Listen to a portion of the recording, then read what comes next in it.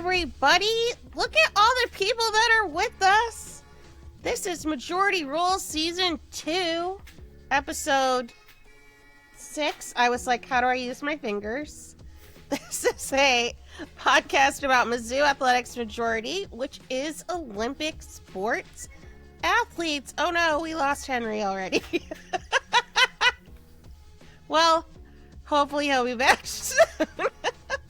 So, for today's fun activity, we're going to go around and I want you to quickly introduce yourselves, what sports you cover, and please, with your phone, hold up a GIF, whatever you decide, that's how you say that word, that represents your current feelings on a sport or two that you are covering. So, I'm going to get us started this time because this was my fun idea.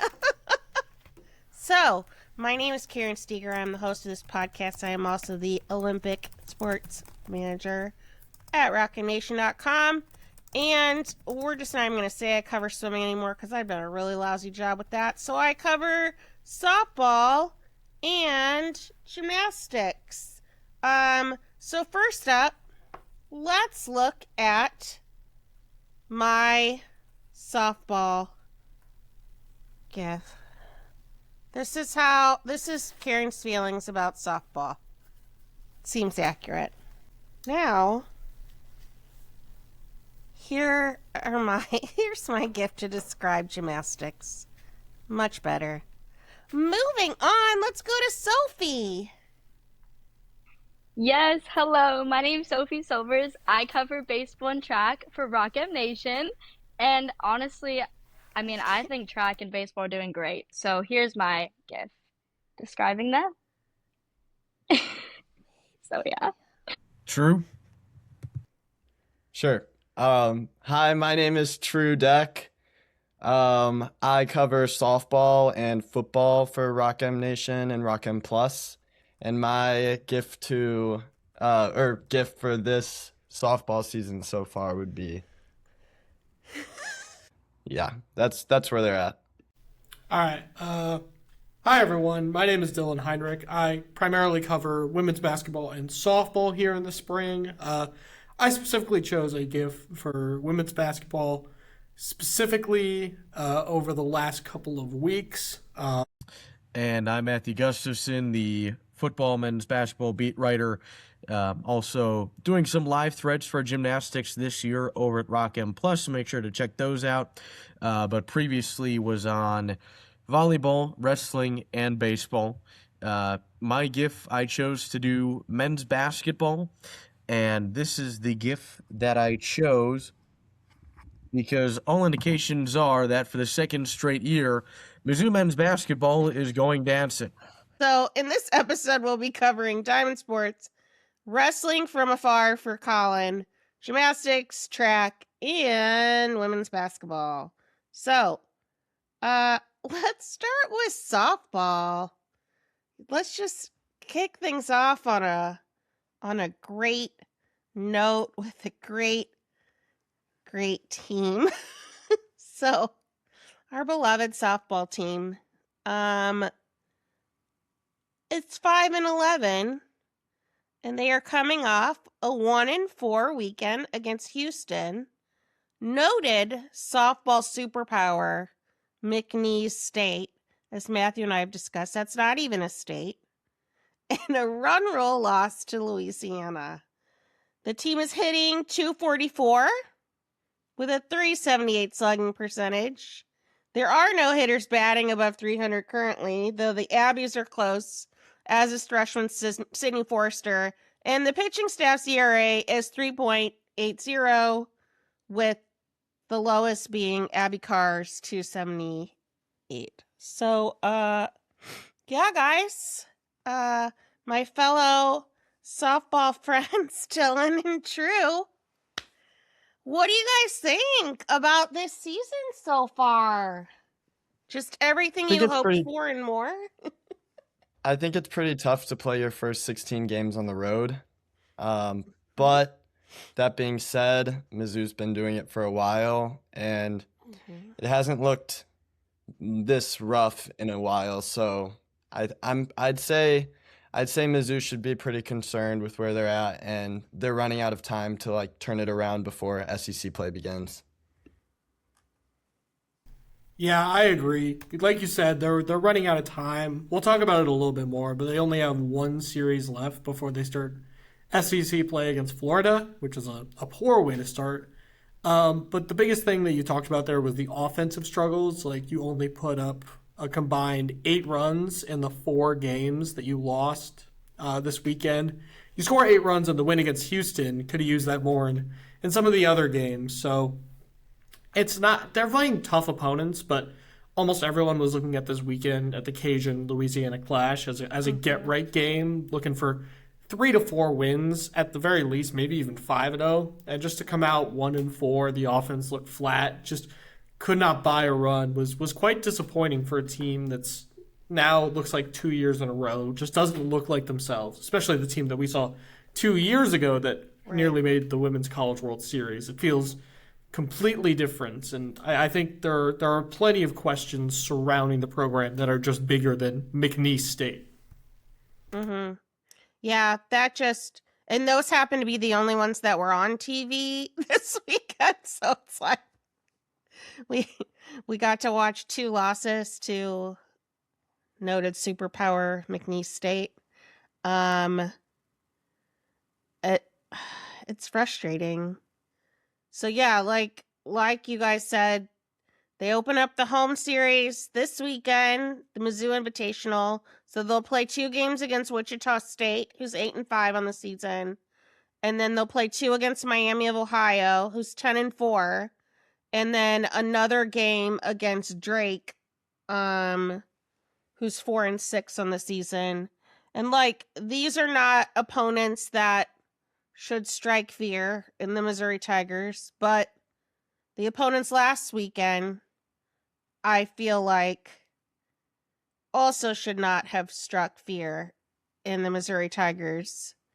I mean, like, I just can't figure out what is going on. Like, is it a lack of talent? Is it like they've beaten some ranked teams, so they're playing up to play well against some ranked teams, like beating Duke again. It's like Duke is no slouch.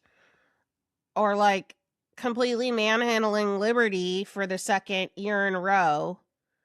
But then like they can't beat teams that they definitely should be beating. So like what's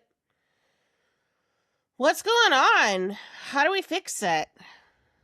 I think it goes back to the offense and fix the offense, but I think that part of it is a lot of Mizzou's offense is relying on freshmen, Sydney Forrester, Abby Carr, and then also sophomores, Madison Updegrove, Sophie Smith. Like these girls are young, and I think consistency comes with more play in the SEC and at the collegiate level, but I don't know if these girls will decide to stay, especially if things go completely off the ropes and they potentially do a coaching change. So I think they have to figure it out now, but I think they would have better luck if Sophie Smith and Madison Updegrove were seniors. Yeah, I think you talked a lot about the offensive youth, which I think is important.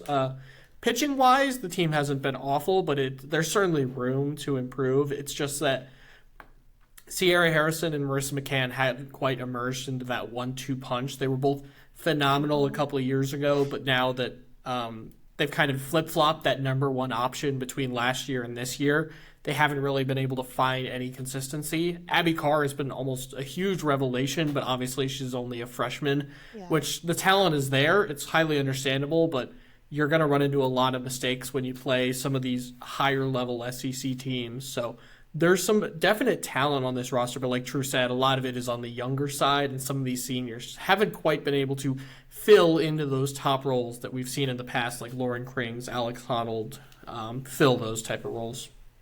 Well, yeah, and like I was actually talking to my dad about this, that, you know, a couple years ago, they had that veteran leadership, and those were people that had like been through it and knew how to fight back when things weren't going well.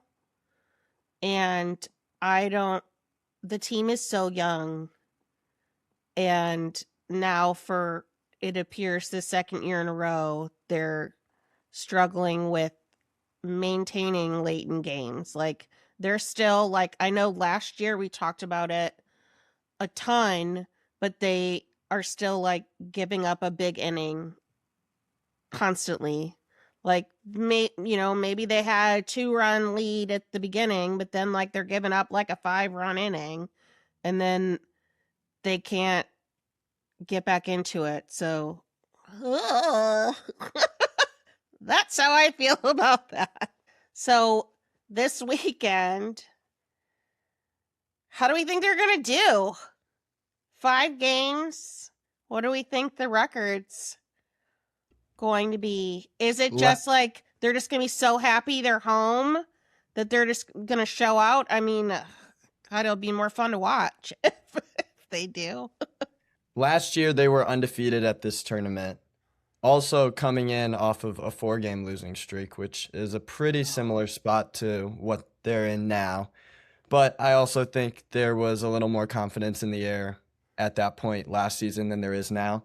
I think at home, I think they'll end with a winning record, but I'll say they go 3-2. 3-2. What do you think, Dylan? I was going to say the exact same. I think you split against Miami of Ohio and Wichita State, get one, lose one. Get your game against Drake, finish with an above 500 record against some of these mid-majors, especially when you're at home. We'll see what attendance turns out. Even in a down year last year, attendance was pretty good.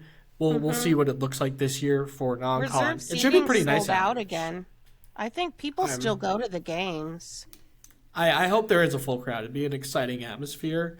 If we're looking big picture, you have to go 4-1. If this team wants to carry that momentum, they need to find a way to pick up at least 4 wins at this tournament from both a record and a momentum perspective. Yeah, I think I'm going to be the optimist. I'm going to say they're going to go 4-1. I think Miami of Ohio will get them in one of the games. But I think that they'll beat Wichita State, who they are 27-2 in their history. So that seems pretty good. They've only ever played Miami of Ohio one time, and they lost that one game. And they have a good record, 28-4 against Drake, and with like wins going back for a while. So I'm gonna go with 4-1. That'll make it nice for the reporters to have a high note, because Lord knows Larissa's more fun to talk to when they're winning than when they're losing. So yeah, I think we're done talking about softball. This way, hopefully next time we record we'll have good news. So now let's go on to the other diamond sport that is surprisingly killing it right now. Like, the season's kicked off. The baseball Tigers, the Fighting Carrick Jacksons, are 7-2. The offense so far has been explosive. They put up 45 runs against New Haven, which, I mean, also not a world beater. I don't even know where that is, what level of competition that is, but 45 runs in 3-run roll victories seems good. And then they put up 20 runs against Arkansas Pine Bluff in their season opening doubleheader on Tuesday. So what's going well? Obviously, they scored 111 runs since the season started, which is insane. That has never happened before this early in the season for a team like Mizzou. I'd say they're on a roll right now. I'm going to start with the New Haven series since you brought that up in the beginning. The first game was a 12-2 win, guided by lefty Pimentel. This is a guy who's missed the entire 2025 season due to Tommy John surgery, and he came back more than ready to play. 5 innings, just allowed 1 run and a career high of 10 strikeouts. That's not easy to do when you come back from Tommy John. And the offense backed him up in a big way. We had big hits from Isaiah Frost, Tyler Macon, and James Woida, who set the tone for the game. And then we go into game 2, which was even louder. It was a 17-5 win.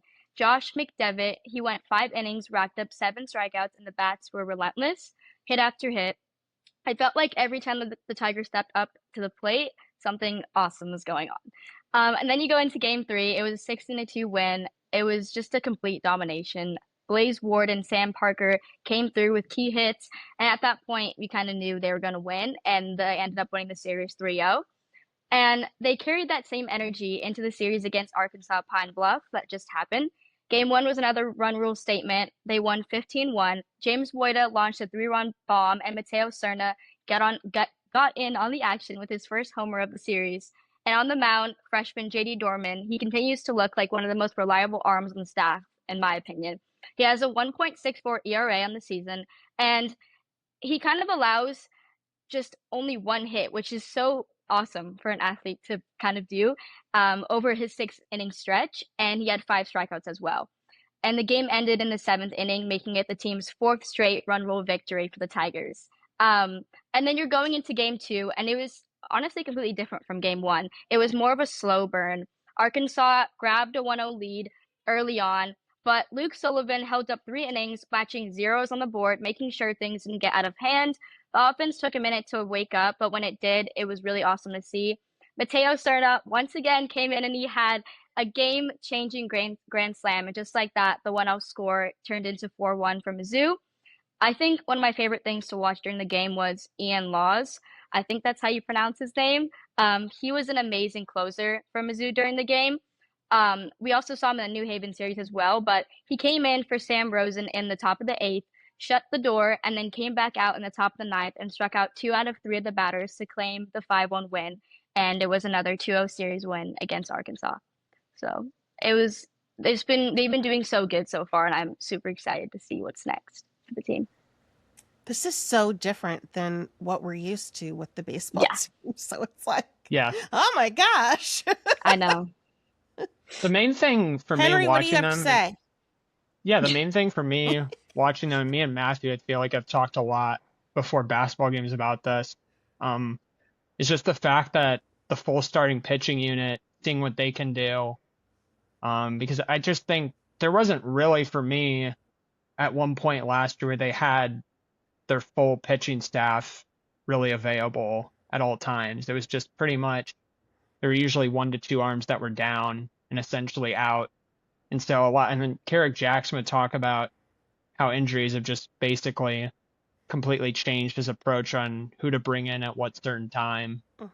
Pitchers like Brady Kellenbrink coming back and putting in, 6 strikeouts and 5 innings of work, and especially Losting out coming out of the bullpen. I feel like that definitely has helped JD, especially because he's a freshman coming in. That's allowed him to establish himself on the staff. And even in games they've lost, like against Florida Atlantic, I thought that he put in a really good performance. It was just kind of later on the bullpen kind of gave up some. But I also think the most interesting hitter for me is definitely Tyler Macon, because I feel like they have a true leadoff hitter, at least at this moment. And especially in that one game, against Mount St. Mary's, where they scored 34 runs, I think he was 6 for 6 with 8 RBIs. So, obviously that's not going to be, they're not going to be doing that every game once SEC play comes around. But I think that if they have a true leadoff hitter, because I think he was kind of growing into his potential last year, and like Carrick Jackson kind of talked about that. He saw Tyler Macon as kind of a football player turning baseball. He's really athletic, likes to push the boundaries on the base paths, likes to be really aggressive. But I think this year he's really establishing that composure at the plate, especially with working counts, and that's kind of leading to bigger results for him, I think, of what we've seen so far.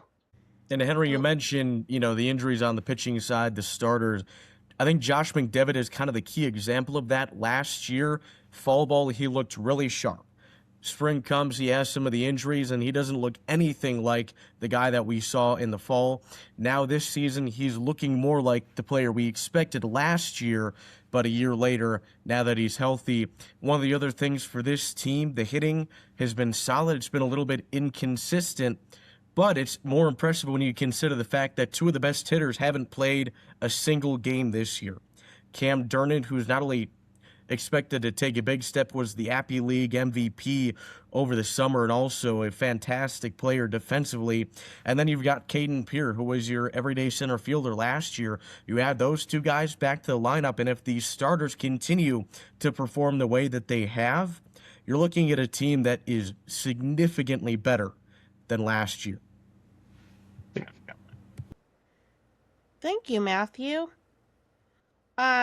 So this weekend they're back at it again against North Dakota State. Doubleheader. I think they announced earlier today, yeah. There's some possible weather coming on Sunday, so now they play for tomorrow, Friday, and then a doubleheader on Saturday. Who's covering that one? I'll be there this weekend. You'll be there this weekend. That's Mm-hmm. exciting. Do we know anything about North Dakota State, Henry? I think it's kind of similar, like based on the competition they've been playing. I think more so it's just going to allow Mizzou to like really allow them for some flexibility between like the starting pitching and the bullpen. But I think it's more because what they've done in the past 2 years, I think, was they had a lot. I mean, fair to say, I think they had a lot stronger of a non-conference schedule. Like they throw themselves into tournaments with these big teams. Like I remember when, seems like forever ago, when Sam Horn was pitching at the beginning of a season and they were playing teams like TCU, Texas, and it's like at a major league facility. I just feel like this year, and they might have recognized this, like I feel like they've done a lot better job of like sort of pacing everyone into a season rather than like really starting off like guns a-blazing right away. Because I mean, they're going to be doing that eventually regardless, playing in the best conference in college baseball at the moment in the SEC. So, but yeah, in terms of the opponent, I don't know too much about them, but I just think more from a Mizzou perspective, it does really allow us to see the full pitching rotation, because that's really what I've been looking at the most. Obviously, the like Tyler Macon exploring in the lineup as he has been really cool to see, but I just really like seeing this pitching staff, especially seeing Ian Losey come back and seeing what he's doing in the bullpen, because last year we didn't really get to see very much of him. When we did, it was very limited. But as him like even working out of the bullpen, I think definitely is a good like slow start for him, because obviously last year he came in for one game and then he was done for the rest of the year after that. So I just think that's probably going to be another pretty smooth sailing weekend for the offense. I'm just more looking forward to see what the pitching does, especially in Taylor, which is not a pitching environment, I think. Yeah, it's interesting because I feel like softball kind of was trying to take that same approach. Like they had the past several years, and that's kind of what like bit them in the butt last year. But were starting off their season playing just like a murderer's row of opponents. And it seemed like this year they consciously like they didn't go to Mary Nutter. So like that's where they normally would face like crazy competition. And it seemed like they were consciously trying to set up the schedule for softball to be a bit easier to accumulate some wins and get some of these new people ready to go. And whereas baseball so far has been able to capitalize upon that, softball just has not as much. So Go Carrick's team. I hope for all of our sakes on this podcast that things go well for all the diamond sports. It sure makes it a whole lot more fun to Yeah. cover. Yeah, because in terms of like the record, I feel like it's almost like the record, I think obviously I mean, you can't really go much lower. I just don't think than last year. So I think it's going to improve, especially with a full strength staff. But at this point, I'm more like looking at how Crossing my like fingers for fundamentally they help. are as a team. Yeah, like Yeah. how fundamentally they are as a team, because just coming into this year, kind of what, preview wise, kind of what I saw was that they're going to continue to have the identity that Carrick likes, to be a really aggressive base running team and definitely just like move runners around as much as they can.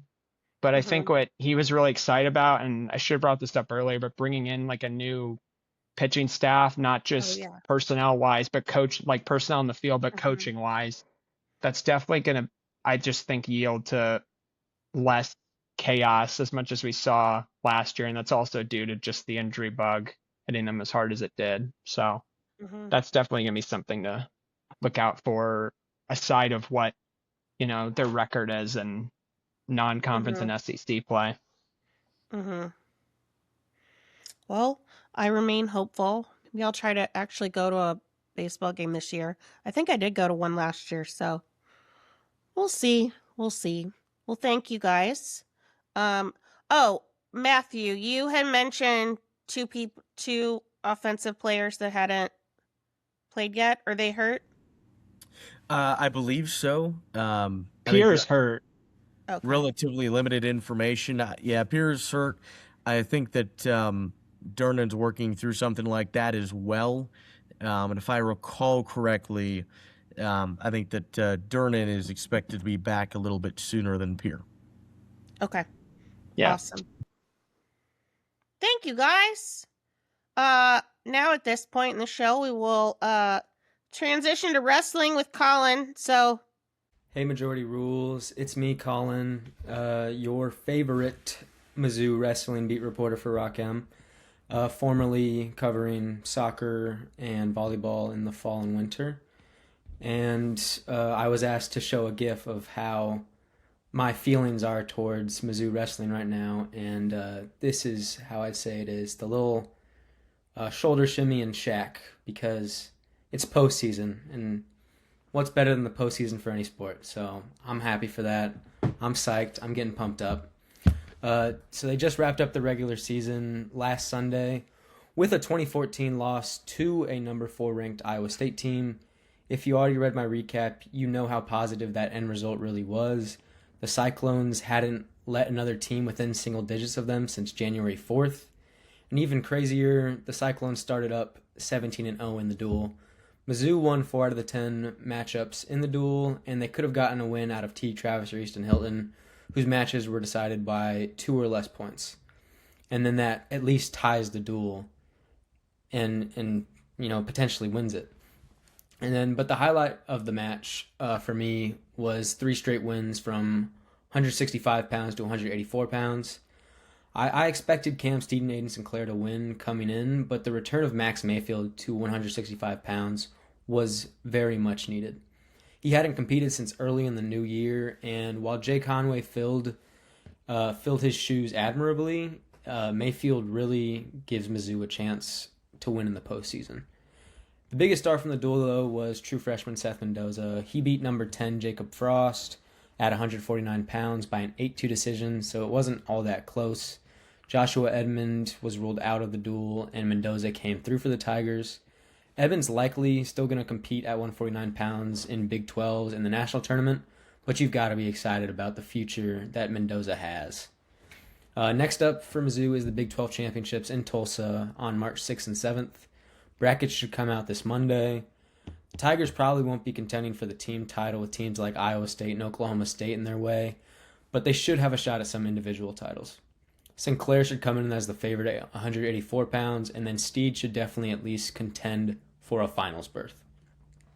This tournament isn't the end-all be-all, though. While every Mizzou starter should be aiming for a title, they should really be aiming to at least improve their seedings going into the national tournament. That's about all I had. See you guys next time. Thanks for your video, Colin. Great to hear from you. Moving on. Gymnastics.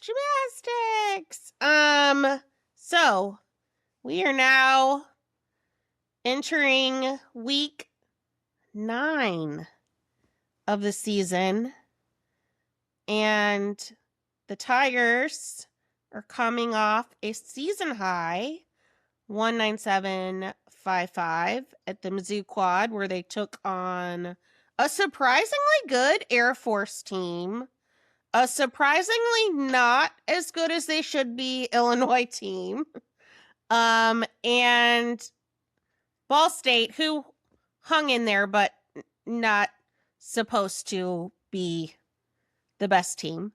The Tigers are ranked number 7 overall in the country on per Road to Nationals rankings.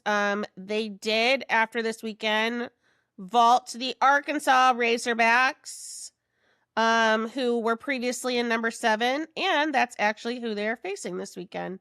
So they flip-flopped over them.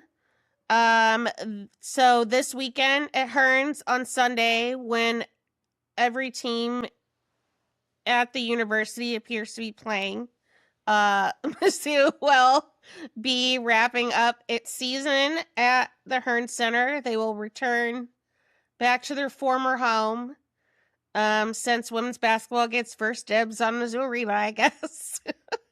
And the staff does a great job of turning the stuff over, but I don't think they could even turn it over fast enough from a 1 o'clock gymnastics meet to a 3 o'clock start basketball game. I don't think that they have quite that many people at their disposal to be able to do that. So yeah, Mizzou is back. Gymnastics is back at Hearns this weekend for senior night. There are, I think, 6 seniors. I should remember this. Give me a second and I will tell you. There are Addie Lawrence, who is one of 2 seniors on the roster, who's been there her entire career. She technically still has a redshirt season left. Whether or not she uses it, she does constantly call herself old. Will remain to be seen. I tend to think that if she can get her 10, I think that she hangs it up. I think if she doesn't get a 10 this season, she may be back for one final year. Grace Ann Davis is another most senior roster member. She's been with Mizzou her entire career as well. She's battled a little bit of injury this year, so we haven't seen her as much, but she was a mainstay her previous years. She's definitely going to be out of eligibility because I think this is like her 6th year. Lauren McPherson will wrap up her eligibility along with Elise Tisler, Amy Weir, Sarah Wabi, who we haven't seen in a regular lineup yet, only in exhibition routine, and then Michaela Green. So Michaela Green, despite it showing on the roster that she's a grad student, she technically has another year left. While I obviously don't know if she'll be back at the during preseason, I was talking to Shannon and he said from what he said, it definitely made me think that she was going to be here another year, cuz she was like training vault in an inter squad meet and we have yet to see her in vault, and he said something along the lines of like, well, there's always next year that we could do vault or something like that. And I was like, wait a second, what? So I think that of the people that still have, of the seniors that still have eligibility remaining, I think she's more likely to come back. And like, I've really liked what I've seen of her recently. She seemed to struggle a bit with inconsistency on bars earlier in the season, but she has like really come on strong these last couple weeks, I feel like. And at the team's inter squad meet on Sunday, she looked phenomenal. So I'm really hoping that she's gonna keep going, and I think her career high on bars is like a 9925, and she got a 9875 this last meet, so that was really awesome. Otherwise for gymnastics, it was just, I had a huge sigh of relief after this meet. I don't know about you guys, Henry and Matthew, after the Kentucky debacle, which is weird to call it a debacle because they won, but like Shannon will be the first one to say that meet was kind of a mess. I think he did say he said something along those lines now. Like pretty much. Yeah. Yeah. Like it's great to get a win, but it was kind of a mess. So, and it was getting to the point that like Nate Salzman and I have been talking about, like, we're like, is it time to be worried about this team? Like, it's one thing to get 196s early on the season. Like, literally every SEC team has done that outside of Alabama and Oklahoma this season. But like to go like in week 7 to get a 196, that is not ideal. So it was amazing to see them rebound with mid 197 score, and I think that they're gonna come out guns a-blazing this weekend against Arkansas. They always do well against Arkansas, and Arkansas, knock on all the wood, is not the best road team. They tend to do best at home. So Henry and Matthew, I know that you were at the last meet. So, you've been hanging around this season. Do you guys have anything you want to add about gymnastics? Thoughts, feelings, concerns, praise? Yeah, I think that we wasn't overly concerned about there being a lingering issue from that Kentucky meet, but I didn't necessarily expect them to rebound quite in the way that they did, which was obviously their best performance of the year. And despite it being their best performance of the year, it felt like the first 3 rotations they were doing fairly solid. It was nothing necessarily spectacular, but around their season averages. And then the final rotation floor, they just put it all together, and they were absolutely phenomenal. Lowest score was a 9875 for Kamara Eccles, and what kind of felt like a breakthrough for her on floor. She's shown that potential all season long. Hadn't really put it together in a competition setting, at least for floor. Obviously, she's been fantastic on bars. And so it'll be interesting to see that moving forward, because that's another really good option for them. But that was the score they dropped. Every single score that counted was a 9-9 or a higher, which is simply absurd.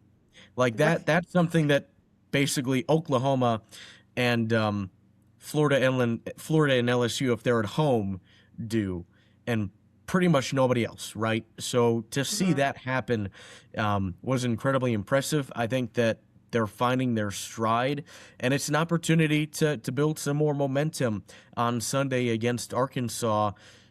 Again, this team has kind of been at the sort of bottom of those expected to be at nationals teams all year long. It seems like they've been either 7th or 8th overall every single week. But I think if they continue to build off of the Mizzou quad, they could even jump up above 7, which seems crazy to say, because it's like their destiny to be ranked 7th in the country, seemingly, because that's been where they've been at basically every single week this year. But I think that we haven't seen the best of this team so far, and I also think that they're beginning to find just a little bit more consistency too. Yeah, like bars was either their second or third highest score of the year. So they still haven't gotten back to that week 1 level when they got a 49-4-5 at against Iowa State. But they had 3 of 6 sticks, I think. Vault was a season high, and that was like, I think they had 1 stick. And also shout out to Dakota Essen Price, who had a 9875 in exhibition, and that's another 10.0 start value. And I will actually be shocked if she doesn't end up in the lineup. I would say probably taking the place of Kennedy Griffin, if only because Kennedy Griffin does a 995 start value vault. So sticking another 10.0 start value vault in there, because at the inner squad on Sunday, Looked really Dakota good. stuck her vault, and it was like, all right, she should be in the lineup. So yeah, that still has room to grow. I think Beam had like their 3rd best score of the season. And like a couple of weird errors, like Olivia Kelly's struggling on one of her elements like for a couple weeks now. But if she gets that back together, like she has like 699s to her career, including several this year. So like the potential's high. I mean, they could go even higher on floor, honestly, than the 49.575 they got this past week. Because that was with them pulling Ayla Acevedo out of the lineup, who has been a 9925. That's with Kennedy Griffin getting only a 99. So yeah, I think they're just going to continue to grow, and I am excited for what's coming, but I'm sad that this is going to be the last home meet. Tear. Also, I want to shout out Matthew for being my faithful live thread taker this season. Or gymnastics, trying to get that live thread going on Rock M Plus with all the information to keep people informed. I really appreciate that. And Dylan's broadcast camera holding ability for SEC Network Plus. Real behind the scenes guy there. He's been doing a great job too. So it's been a fun season. It's not over. So next up, back to Sophie. Track and field. What's going on there? Yeah, so currently they're actually competing in the SEC Indoor Championships in Texas. And so for the past 10 years, Arkansas's won for the women, and the past 5 they've won for the men. So I'm just gonna take that into consideration. But from what I've seen so far today, Brianna Utek, who is doing the pentathlon with Sophia Wydra, they've both done pretty well. Utek claimed 2 personal bests, one in the high jump and another in the shot put. Monica Wenjiku and Miriam Chekirui will compete in the 5,000. I think they're running right now. And then for the men, Tyler Freener, Elijah Lemo, and I believe Joshua Allison are doing it for the men in the 5,000. And they're also doing the distance medley race today. That is going to be the last race they're competing in today. But otherwise, they're going to have more competition on Friday and Saturday. And I actually heard today from the Instagram from the track team that Brianna broke a record today. I believe it was in the 800 meter, but I'm not completely sure of that. But she ended up getting the 10th best time for a pentathlon, and that was the 2nd best time that Mizzou's ever had. So she did really well in the pentathlon race today. So it was really cool to watch that. And then I am really interested to see how Drew does in the 3,000 as well as the mile, because he's been so consistent this season, and I'm really excited because he's one of my favorite players on the team. And it's obviously he's a senior, so there won't be much left of him to see after the outdoor is done. And I also spoke with Coach Harris, who's the jumps coach, and he's really excited to see Marlena play. And I can just tell how passionate he is about the team, not just his own player that he coaches, but as well as the sprinters.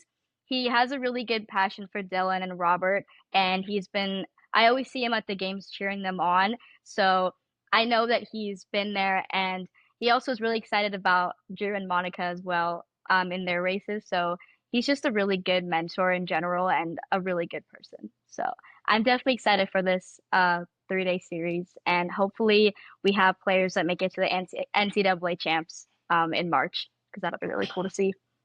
So, That would be yeah. really cool to see. I'm also glad Mhm. that, like, I know that losing the former jumps coach Shamov was quite a surprise. I mean, I can't blame him. I'm sure he got offered just truckloads of money to go to teams Yeah. that have more money to hand out than Mizzou does for track and field, which is like negative amounts of money.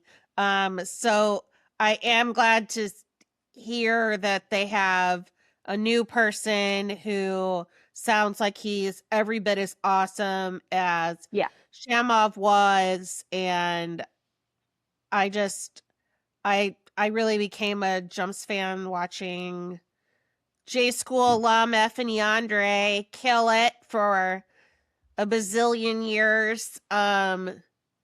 So I'm really interested to see how that goes. So yay. Yeah, he's a really good coach, and I think he's gonna have so much to offer, not just for the jumpers. And hopefully his goal is to get more jumpers, because right now we don't have any for the men, and we only have Marlena. So hopefully in the next few years there could be more jumpers for us, Oh my because we gosh. we do really good in pentathlon, we do really good in distance, but and we also have really good weight throwers and really good pole vaulters. Yeah. But it would be that extra kind of boost if we do get those jumpers.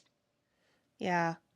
Yeah. It seems like there must have been like an NIL market for jumpers or something, because like I know that Jonathan Sarams got like offered just like a Yeah. boatload of cash to go to Texas Tech. I'm like, again, Yeah. can't blame him. Yeah. And You then can't like have it all, Effie finally exhausted her eligibility after, Yeah. a number of years. So Yeah. I think there was going to be a little bit of drop off. I think somebody else like Sterling Scott left like to go like on his dad's team or something like that, if I remember Yeah. correctly. So, I mean, can't blame the people for going away, I guess. But yeah, I'm Yeah. interested to see how things go. Yeah. We have a So, lot of good transfers as well. And again, our distance team just did so good in the cross country season that they're doing just as well now, especially Susie and Monica. It's really fun to watch them race, and they're really good people too. It's fun to see them around campus as well. nice. Well, thank you, Yeah. Sophie. Appreciate your track coverage. You've done a good job this season, filling in admirably for Abigail, Yeah. our former lover of track. And so then to close out, since the Tigers will be playing in about 15 minutes, let's close things out with women's basketball, who is going through a little bit of a tough stretch. They are still 16-13 on the season, but they are coming off a 55-point loss to LSU. That's not great. But Henry and Dylan, what do we have to say? Yeah. It's been a rough stretch. They've lost 4 straight games, which is tied for their longest of the Kelly Harper era, which happened against 4 ranked opponents earlier. a lot of these losses were expected. A much improved Georgia team, Tennessee on the road, LSU on the road. The real shocker was Auburn at home, Auburn, where they yes. turned it over 30 times. It was an ugly game. It was not good. That's what Auburn's going to do to you. They play very tough defense, but it was a nightmare matchup for Mizzou. It was a lot of dumb mistakes too, just throwing balls over people's heads, stepping out of bounds, travels. So I think part of it is injuries. The team's been banged up. Jordana Reisma, who has been their starting forward, has been in and out of the lineup with a lower body injury. So not having her, especially against teams like Georgia and LSU, and not even at full strength against Auburn, really hurt. Another part of it is obviously you're going to go through ebbs and flows in a season. Things are going to be high, things are going to be low. A lot of people are just in shooting slumps right now. They've been below 60 points in 3 of their last games. Shannon Dowell suffered an injury early. She's kind of been pretty effective at some points, but some parts of SEC play, she's been struggling. I think she averaged 8.5 points last week, which just isn't going to cut it for a number 2 option. So you got South Carolina coming up, Oklahoma coming up, and then probably another ranked opponents in the first round of the SEC tournament.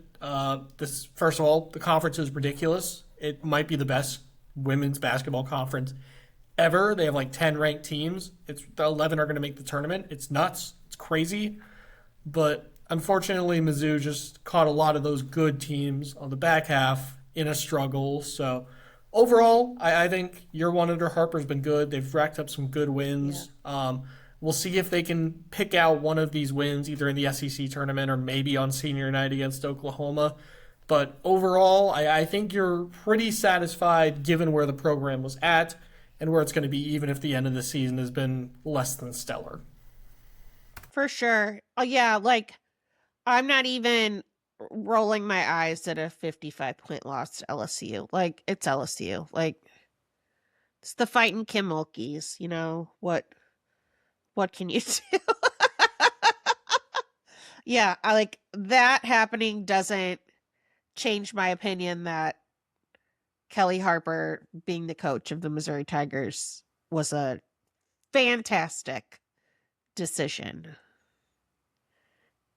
Henry, what do you have to Yeah, say? I think I definitely agree with Dylan. And on the topic of Harper, I just think in the games I've like been to of this team and covered them this season, like the post game after Auburn was easily like the most deflated I've probably seen her and the team. And like Dylan kind of talked about how like Shandell's injuries kind of impacted her play.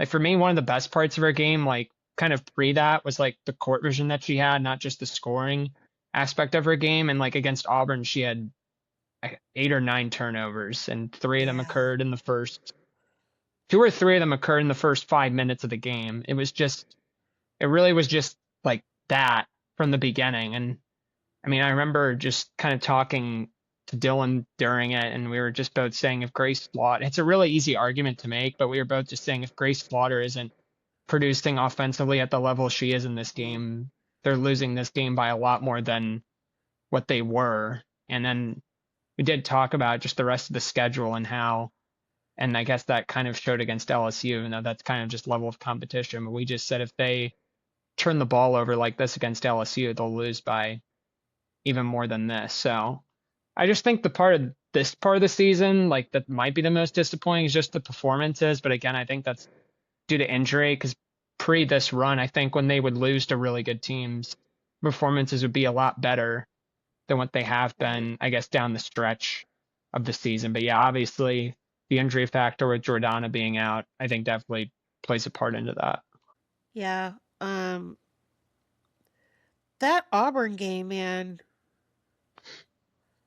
I was like, what? I was just flabbergasted. Yeah. Honestly, like, I'm like, you have as many turnovers as you have points. That's not good. At one point, they may have had more turnovers than they had points. It was around the same. It was around the same level. Yeah. and the other thing, so like giving the ball away that much is insane. I think the thing that made me the most frustrated about it is that they actually shot well, but because they gave the ball away so much, Auburn got so many more shots off than they did. And there's just was no way to come back from that, I feel like. It was also just the vast amount of second chance points as well. Like not just turnovers. I think, Yeah. I mean, Dylan can probably remember the exact number, but at one point, I think we were looking at second chance points. I remember this in the game. It was like 16-2 in favor of Auburn. So that was what we were looking at as just saying, even though, you know, in the chances they've got to shoot the ball when they're not turning the ball over, the possessions just aren't lasting anywhere near as long. And Auburn also had double the amount of shot Yeah. attempts because of the amount of second chance points opportunities that they were just getting over and over again, essentially. So, yeah, they just outplayed throughout the whole of that game. Yeah. Yeah. So another hard one tonight. Yeah. South Carolina. There's not much you can say. This is the cream of the crop in the SEC. They have one SEC loss. They're projected to make the Final Four again. They've got first round draft picks coming out of their ears. They have the best Don chance, Staley. the best chance you can do is don't turn the ball over, make your threes. Easier said than done, but the more you can keep this game close for longer. Same sort of thing with Oklahoma. They've been able to do that against teams like Texas and Alabama. They haven't been able to sustain it for the whole way, but it's all about getting out to that fast start and kind of keeping it up. Another thing I will say is the holes on this team, I will say, even though it's frustrating to watch almost the same game every time, you know what you need heading into the offseason, which we'll talk a little bit more, but there's a very clear game plan for what's next in year 2 of Mizzou, which we'll talk about another time. Yeah. Yeah.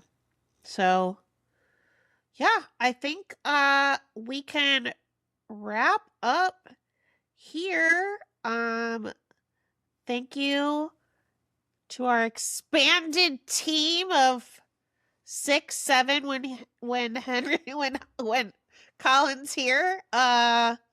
This has been a fun one. Please go read all of our content on rockmnation.com. I made this 6-7 joke on accident, by the way. 627 people. We were all laughing.